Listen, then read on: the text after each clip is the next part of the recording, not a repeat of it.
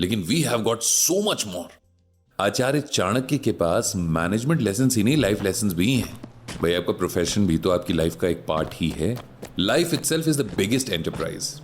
इस बार कमेंट्स में कई लोगों ने कहा कि मैं सिर्फ स्टार्टअप पर फोकस ना करूं, थोड़ा कॉर्पोरेट एम्प्लॉइज पर भी आचार्य चाणक्य की कृपा डाइवर्ट करूं। इस बार स्पेशली टीम लीडर्स ने बहुत मैसेजेस किए हैं। उन्हें लगता है कि क्या उन्हें अपने पिछले बॉस की तरह खड़ूस और स्ट्रिक्ट बनना चाहिए या बिल्कुल लिबरल और लीनिएंट बॉस। आचार्य चाणक्य इस पर क्या कहते हैं, ऐसा वो जानना चाहते हैं। Fair enough. तो आचार्य चाणक्य से हमने गुजारिश की, गुरुजी जरा इस बारे में कुछ बताइए, असली बॉस के ट्रेड्स क्या होते हैं, ये आज हम आचार्य विष्णुगुप्त चाणक्य से जानेंगे। अथॉरिटी क्लेम करनी पड़ती है, इसीलिए एक बॉस इतना लीनिएंट भी नहीं हो सकता कि उसका डेटरेंस वैल्यू ही खत्म हो जाए। अपनी टीम को डराना मकसद नहीं होना चाहिए, लेकिन आपकी इतनी वैल्यू तो हो कि आप अपनी टीम का डिसिप्लिन कायम रख पाएं। आचार्य चाणक्य इस बारे में एक श्लोक कहते हैं, यस्मिन् रुष्टे भयम नास्ति तुष्टे नैव धनागमः निग्रहो अनुग्रहो नास्ति सह रुष्टः किम करिष्यति। इस श्लोक में आचार्य चाणक्य कहते हैं कि जिसके नाराज होने पर किसी तरह का डर नहीं होता और जिसके खुश होने पर भी किसी लाभ या धन प्राप्ति की आशा नहीं होती, जो न पनिशमेंट दे सकता है ना ही किसी तरह की दया प्रकट कर सकता है, उसके नाराज होने पर किसी का कुछ नहीं बिगड़ता। लोग उसके नाराज होने पर ध्यान ही नहीं देते। अब इस श्लोक को एक बॉस पर अप्लाई करना बहुत जरूरी है। आपको खड़ूस बॉस नहीं बनना है, and it's very good. Nobody likes a boss जिसको सिर्फ उंगली करने की, जूनियर्स को परेशान करने की आदत है। बहुत से लोगों ने ऐसे बॉसेस को झेला होता है। इन्हीं में से कई लोग जब खुद बॉस बनते हैं तो मेनली दो तरह से रिएक्ट करते हैं। पहला तो वो सोचते हैं कि अब मौका मिला है अपना बॉसिज्म झाड़ने का, तो वो अपने उसी खड़ूस बॉस को रेप्लिकेट करने लगते हैं। उसकी सेकंड कॉपी हो जाते हैं जिससे खुद कभी उनको बहुत नफरत थी। एक दूसरे टाइप के लोग होते हैं जो ज्यादा सेंसिबल होते हैं। वो रियलाइज करते हैं कि कैसे उन्हें एक बुरे बॉस से दिक्कतें हुई थी। दे रिमेंबर देयर स्ट्रगल, तो वो ट्राई करते हैं बेस्ट और लविंग बॉस बनने का। लेकिन यहां अलग तरह की प्रॉब्लम सामने आने लगती हैं। ऐसे लोग कई बार इतने लीनिएंट बॉस बन जाते हैं कि उनकी टीम भी उनको फॉर ग्रांटेड लेने लगती है। फिर टीम सोचती है बॉस तो चिल्ड आउट है, उसको पटाना कौन सी बड़ी बात है। ऐसे में टीम डिसिप्लिन और परफॉर्मेंस दोनों पर इंपैक्ट पड़ता है, जो आगे चलकर उस लविंग बॉस के लिए ही भारी पड़ सकता है। इसीलिए एक बैलेंस बनाना बहुत जरूरी है। वो कहते हैं ना, अति सर्वत्र वर्जयेत, यानी एक्सट्रीम से हमेशा बचना चाहिए। न जरूरत से ज्यादा स्ट्रिक्ट होना चाहिए, न बहुत ज्यादा सॉफ्ट। निर्विषेणापि सर्पेण कर्तव्या महति फणा, विषमस्तु न चाप्यस्तु घटाटोपो भयंकरः। इस श्लोक का मीनिंग है कि एक विषहीन सांप यानी जो जहरीला नहीं है, उसे भी अपना फन फैलाना चाहिए, क्योंकि दूसरे लोग नहीं जानते कि उसमें जहर है या नहीं। उसके ऐसा करने से लोग डरेंगे और उसकी रक्षा हो सकेगी। आचार्य चाणक्य श्लोक में कहते हैं कि अपनी रक्षा के लिए एक इमेज बनाकर रखना बहुत जरूरी है। वो एक ऐसे सांप का एग्जाम्पल देते हैं जो जहरीला नहीं है, लेकिन वो सांप भी अपना फन वैसे ही फैलाता है जैसे जहरीला सांप करता है। अब आप ये सोचिए कि सांप में अगर जहर ही न हो तो उससे कौन डरेगा। सांप से लोग डरते हैं, ये एक तरह से उनका सेफ्टी मैकेनिज्म है। लोग डरना बंद कर दें तो सांप भी हर घर में मछली की तरह फ्राई होगा। इसीलिए अपनी रक्षा के लिए सांप को फन फैलाना चाहिए, चाहे वो जहरीला हो या ना हो, क्योंकि दूसरे लोगों को क्या पता कि वो जहरीला है या नहीं। यही बात एक बॉस पर भी लागू होती है। जैसा मैंने पहले कहा था कि अथॉरिटी क्लेम करनी होती है। आप एक टीम को लीड कर रहे हैं। It's just like captaining a team. Suppose आप क्रिकेट टीम के कैप्टन, आप फील्ड प्लेसमेंट कर रहे हो लेकिन प्लेयर सुन ही नहीं रहे। आप टीम मीटिंग कर रहे हो लेकिन आपकी बातों पर कोई ध्यान नहीं दे रहा। अब अगर मैच में भी ऐसा ही होता रहा तो आपकी टीम पक्का मैच हारेगी, और आप तो जानते ही हैं कि हारने के बाद कैप्टन की ही क्लास लगती है। इसीलिए अपनी टीम के लिए लीनिएंट होना बुरी बात नहीं है। सबसे अच्छे से बात करना और एक अच्छा माहौल बनाना इज गुड, लेकिन अपने को इतना भी सॉफ्ट मत बना लो कि लोग आपके साथ सॉफ्ट बॉल खेलना शुरू कर दें। इसीलिए एक टीम लीडर को बैलेंस बनाकर चलना चाहिए।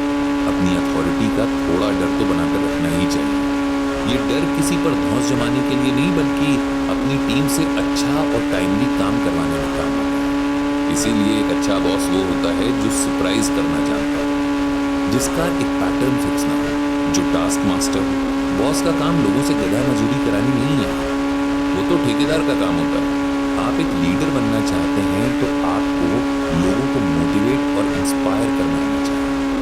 आप अपनी टीम के हर मेंबर से उसका बेस्ट कैसे निकलवा सकते हैं, अपनी सारी एनर्जी इस बात पर फोकस करनी चाहिए।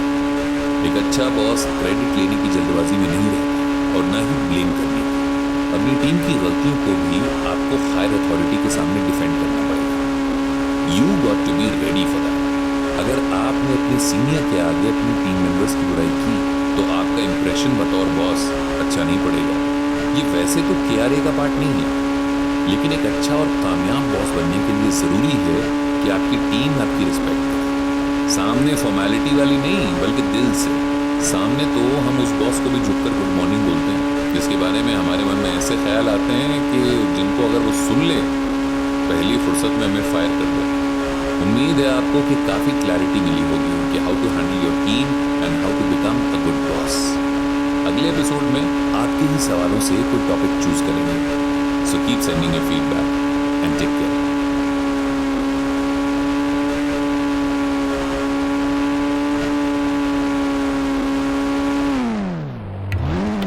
आप सुन रहे हैं चाणक्य नीति, सिर्फ कुकू एफएम पर।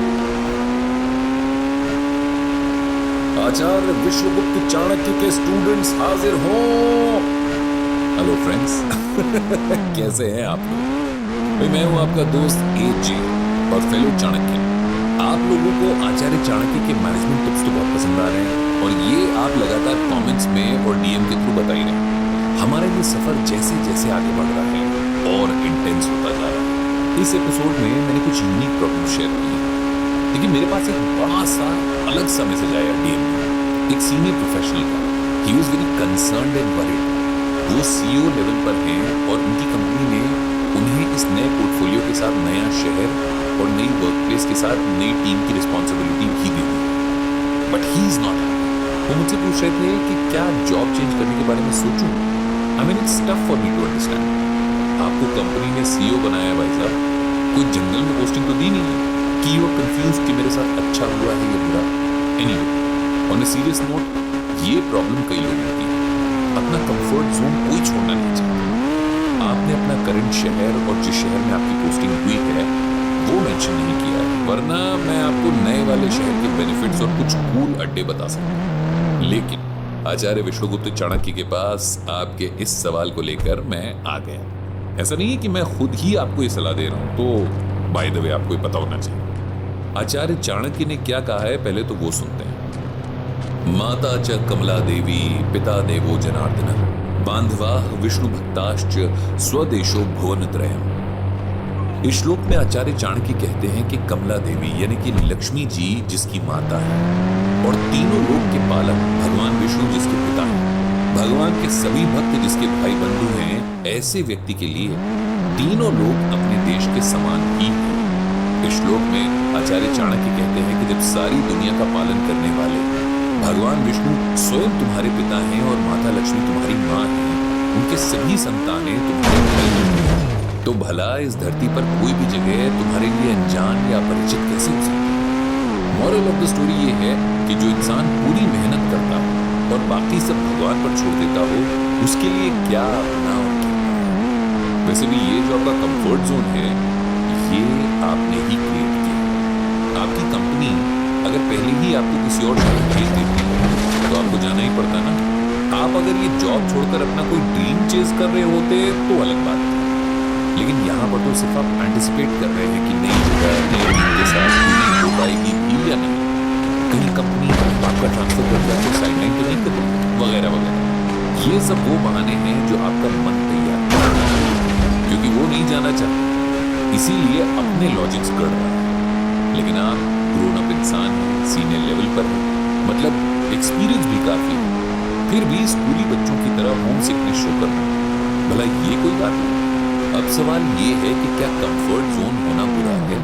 देखिए, प्रोफेशनल सेटअप में कंफर्ट जोन तो हम अपने काम और बिहेवियर से क्रिएट करते हैं। ये वैसा नहीं है कि अपने घर के कंफर्ट में हम बैठे हैं और हमें उससे बाहर निकलने में दिक्कत है। कई साल लग जाते हैं प्रोफेशनल सेटअप में ऐसा माहौल तैयार करने में जहां आप फ्रीली अपना काम कर सकें, तो फिर इस कंफर्ट जोन की सब बुराई क्यों करते हैं? सारे मोटिवेशनल स्पीकर भी कंफर्ट जोन से ही सबसे ज्यादा अनकंफर्टेबल होते हैं, लेकिन आचार्य चाणक्य के आगे ये सब छोटी मोटी समस्याएं हैं। वो इंसान को उसकी सारी पॉसिबिलिटीज के साथ देखते हैं। आचार्य चाणक्य ने एक चंद्रगुप्त को ट्रेनिंग देकर भारत के सबसे शक्तिशाली मगध नरेश नंदवंश को सत्ता से बेदखल कर दिया। सोचो अब आप कि उनके पास ये कंप्लेंट लेकर जाओ कि भाई मेरी पोस्टिंग किसी दूसरे शहर में हो गई है, मैं जाना नहीं चाहता, क्या करूं? तो क्या जवाब मिलेगा?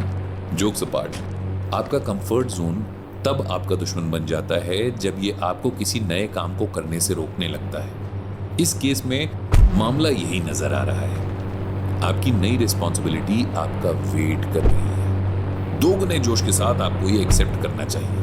उस दिन के बारे में सोचिए जब आपने ये जॉब करनी शुरू की थी। तब आपके ड्रीम्स क्या थे? तब क्या आपको ये ऑफर मिलता तो आप नहीं जाते?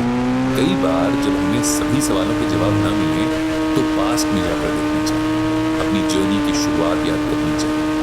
ये आपको ग्राउंडेड रखने में हेल्प करेगा। बाकी हो सकता है कि इमोशनली भी आप इस जगह और टीम से जुड़ गए, लेकिन ये कोई वजह नहीं हो सकती अपनी ग्रोथ को मना करने की। आप कंपनी में टॉप लीडरशिप पोजीशन पर जा रहे हैं, ऑब्वियस है कि आपके राइट्स और रिस्पॉन्सिबिलिटीज दोनों बढ़ेंगे। आपको नए रोल में मजा आने लगेगा। तब यू विल रियलाइज कि आपको पुरानी टीम को भी डंप करने की जरूरत नहीं है। देखिए, रिलेशनशिप हमेशा काम आती है, इसीलिए आप इसे ये मानकर करें कि नई टीम तैयार करने का वक्त आ गया है। आपकी पुरानी टीम तो आपके साथ रहेगी ही। इस बातचीत का अंत में गीता के उस महाज्ञान से करना चाहूंगा जिसके बारे में हम सब जानते तो हैं, लेकिन रियलाइजेशन के लेवल तक ये बात पहुंच नहीं पाती। सच तो यही है कि इस दुनिया में आप आए भी अकेले हैं और जाएंगे भी अकेले। ये टीम, प्यार, दोस्त और बॉसेस सब टेम्पररी है। आप आज जिस टीम के लिए इमोशनल हो रहे हैं, कल अगर आपकी नौकरी चली जाए तो यही टीम मेंबर्स आपकी हेल्प भी नहीं कर पाएंगे। इसीलिए बी प्रैक्टिकल। कहते भी हैं वीर भोग्या वसुंधरा, यानी जो वीर है उसके लिए तो सारी धरती है। आप कहां होम सिकनेस और टीम सिकनेस में उलझे हुए हैं? इतनी बड़ी दुनिया है, अभी तो आपने इसका छोटा सा हिस्सा ही देखा है। Dream of a job which can take you to places. I hope आपके सवालों और कंफ्यूजन का जवाब आपको मिल गया हो, आचार्य चाणक्य की तरफ से भी और थोड़ा बहुत इस नाचीज की तरफ से। नेक्स्ट एपिसोड में भी आप में से ही किसी की प्रॉब्लम का सलूशन जानेंगे आचार्य विष्णुगुप्त चाणक्य से। Till then, keep sending your love, take care.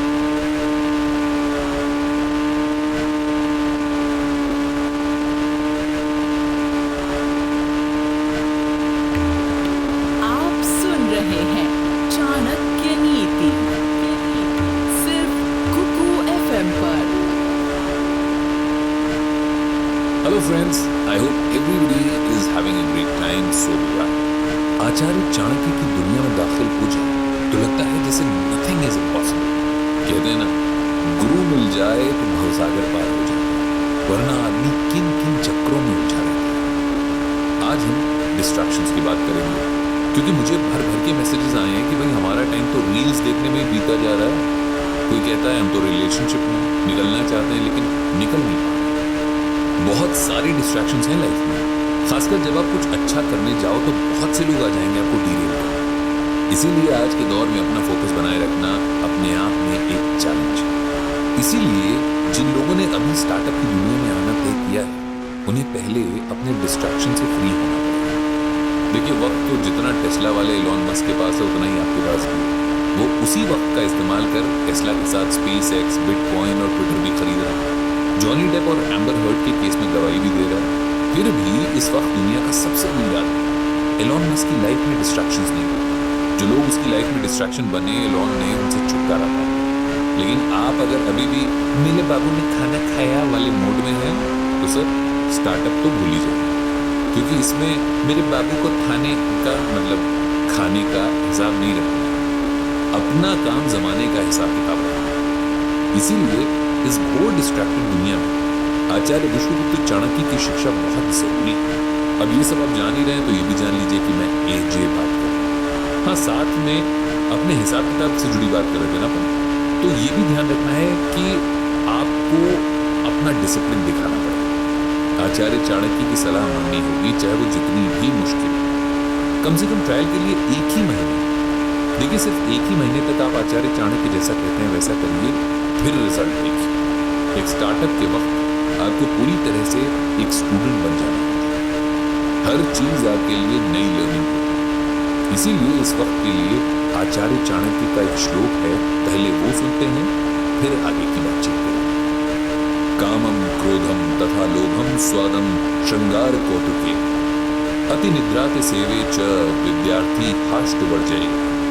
विद्यार्थी के लिए आवश्यक है कि वो काम, क्रोध, लोभ, स्वादिष्ट पदार्थों की इच्छा, श्रृंगार, खेल तमाशे, अधिक सोना और चापलूसी करना, इन 8 बातों का त्याग करें। रिलैक्स, भाई मैं एक एक करके एक्सप्लेन करता हूं इन बातों को, लेकिन आपको भी अगले 1 महीने ट्रायल बेसिस पर इन बातों को फॉलो करना है।